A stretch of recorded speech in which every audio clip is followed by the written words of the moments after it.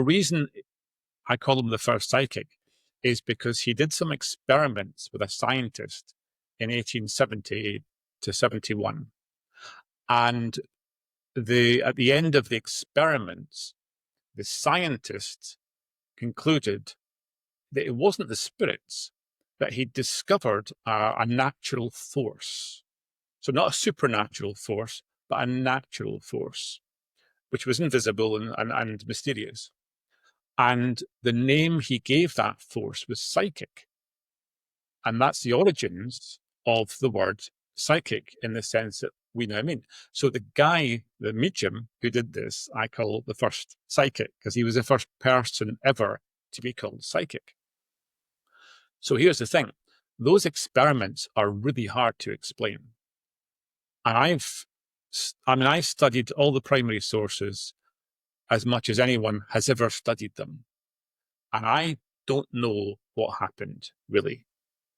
There's enough gaps not to be convinced, but it's an interesting thing. So basically, what happened, or one of the things that happened was he set up an experiment where he had an accordion below a table surrounded by a cage, a wooden cage.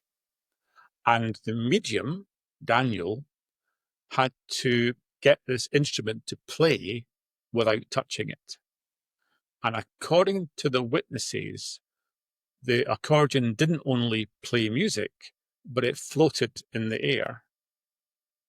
And they say that they bought the accordion themselves. It's hard to imagine we think of obvious things like threads and so on. It's not obvious how this would have been done, but it's possible. Anyway, bottom line is that this is described. The evidence is there. So I decided to set up a kind of reincarnation of this. And I got a Victorian accordion. I got a cage built. I got a table the same size and a chair that looked the same as the illustrations in the original sources.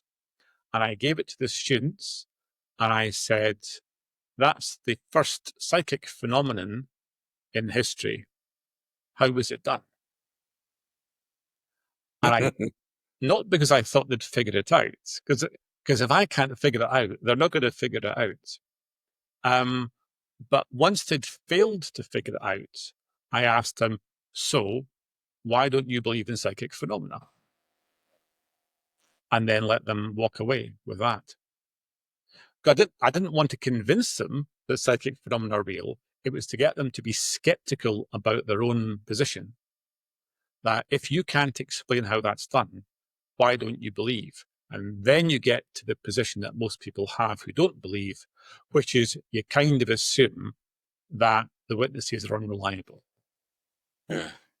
And that's the position I've got. And if you don't believe in psychic phenomena, at the end of the day, that's a position that you're taking too. But if you can separate that from the fake news argument, that would be interesting. At the end of the day, that's what we're doing. Yeah.